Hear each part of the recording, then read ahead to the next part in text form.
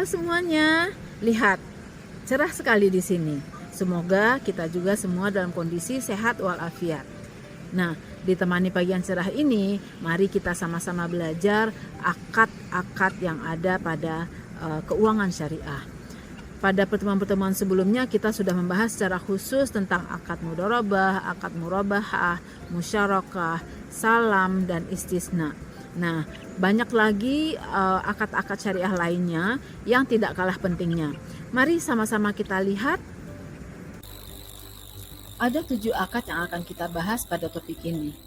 Pembahasan bersifat pengenalan. Pembahasan detail terdapat pada bagian 2 dan bagian 3 pada materi yang sudah disiapkan pada laman ini. Yang pertama adalah qard atau hutang, yaitu hutang tidak berbunga. Yang kedua adalah wadiah atau titipan, baik berupa uang maupun barang. Kemudian wakalah atau wakil, jadi kita memberikan kuasa kepada orang lain untuk melakukan sesuatu atas nama kita. Yang keempat adalah rahan atau gadai, Anda tentu sudah mengenal gadai, bukan? Yang kelima adalah kafalah atau penjaminan. Yang keenam adalah hawalah atau pengalihan, misalnya pengalihan utang kepada pihak lain. Yang ketujuh, yang terakhir adalah sarf atau valuta asing. Mari kita bahas akad yang pertama, yaitu qard atau hutang. Qard adalah pinjaman tanpa imbalan yang mewajibkan peminjam untuk melunasi hutangnya setelah jangka waktu tertentu. Jadi tidak boleh ada imbalan dalam bentuk apapun, baik berupa uang atau bunga, maupun pekerjaan atau jasa, bahkan kenikmatan-kenikmatan lainnya. Yang boleh hanyalah untuk membebankan biaya administrasi, misalnya pada perbankan dibebankan biaya administrasi.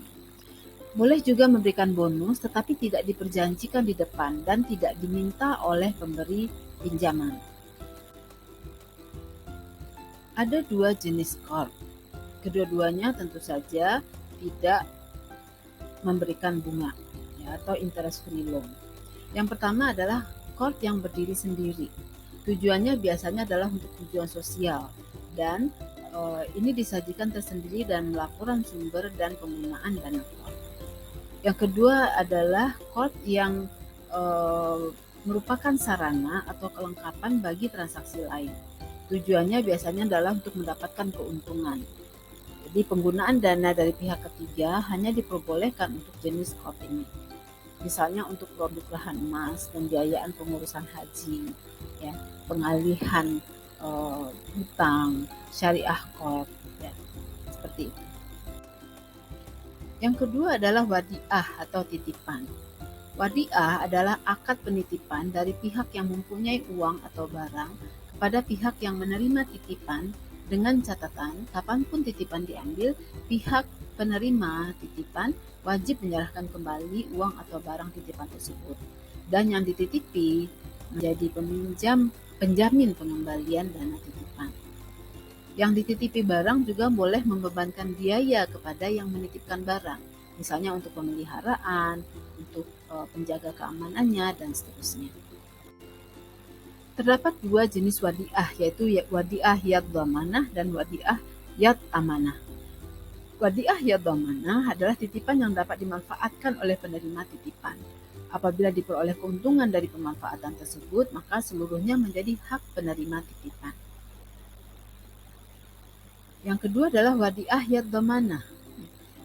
Pada wadiah yad dhamanah, penerima titipan tidak boleh memanfaatkan barang atau titipan tersebut sampai diambil kembali oleh si penitip. Pada wadiah yad dhamanah, di mana titipan boleh dimanfaatkan, si penerima titipan boleh juga memberikan bonus kepada yang menitipkan, tapi tidak diperjanjikan di depan. Penerima titipan boleh menerima ujroh atas penitipan barang tersebut. Jadi yang menitipkan barang memberikan ujroh atau fee ya kepada yang dititipi barang.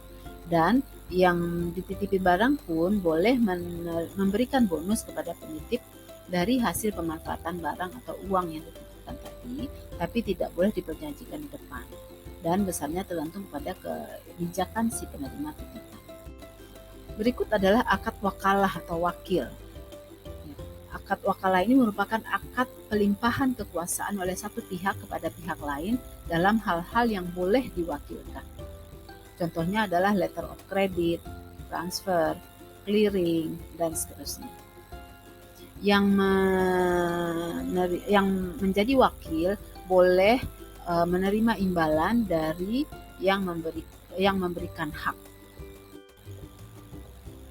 Rahan atau gadai adalah kegiatan menahan barang sebagai jaminan atas utang atau perjanjian pinjaman dengan jaminan. Nah, barang gadaian baru dapat diserahkan kembali kepada pihak yang berutang apabila utangnya sudah lunas. Perlu dicatat bahwa barang gadaian tidak boleh dipakai oleh si penahan barang atau oleh yang meminjamkan uang karena akan termasuk ke dalam riba. Karena dia mendapatkan kenikmatan atau fasilitas atas sebagai tambahan dari uang yang dipinjamkannya kepada si pemilik.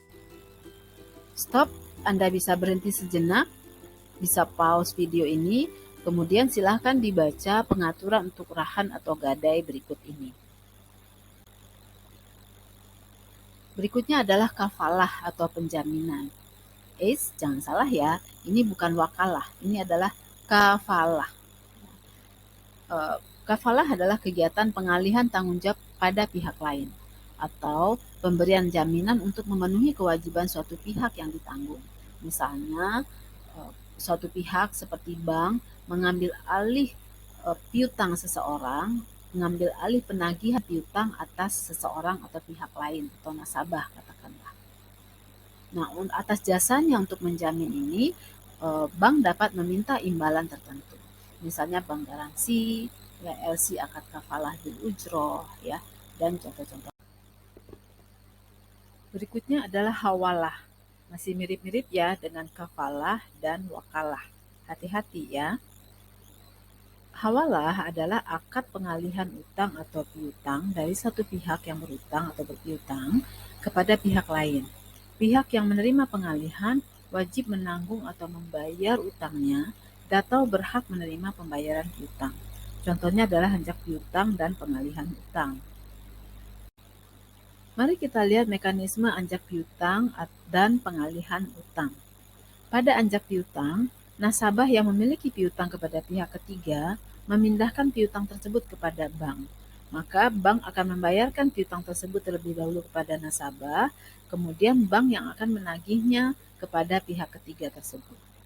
Sementara pada pengalihan utang, nasabah yang memiliki utang kepada pihak ketiga memindahkan utangnya kepada bank.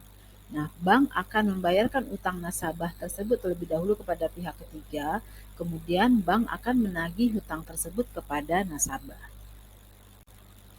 Terakhir adalah SOF atau valuta asing, yaitu transaksi jual beli suatu valuta dengan valuta lainnya. Misalnya adalah fasilitas penukaran utang di bank atau money changer. Salah satu syarat transaksi dengan SOF adalah tidak boleh untuk tujuan spekulasi atau untung-untungan. Nah, ini berbeda jauh dengan konvensional yang justru lebih banyak didominasi oleh kegiatan spekulasi. Yang kedua adalah ada kebutuhan transaksi atau untuk berjaga-jaga. Misalnya untuk membayar uang kuliah anak dalam mata uang asing di masa yang akan datang, atau untuk membayar hutang dalam mata uang asing, ya. Sehingga ini dibutuhkan adanya kepemilikan atas mata uang asing. Kemudian apabila transaksi dilakukan terhadap mata uang asing, maka nilainya harus sama dengan mata uang sejenis, maka nilainya harus sama dengan dan secara tunai atau tawabut. Dan apabila berlainan jenis, maka harus dilakukan dengan nilai tukar atau kurs yang berlaku pada saat transaksi dan dilakukan secara tunai juga.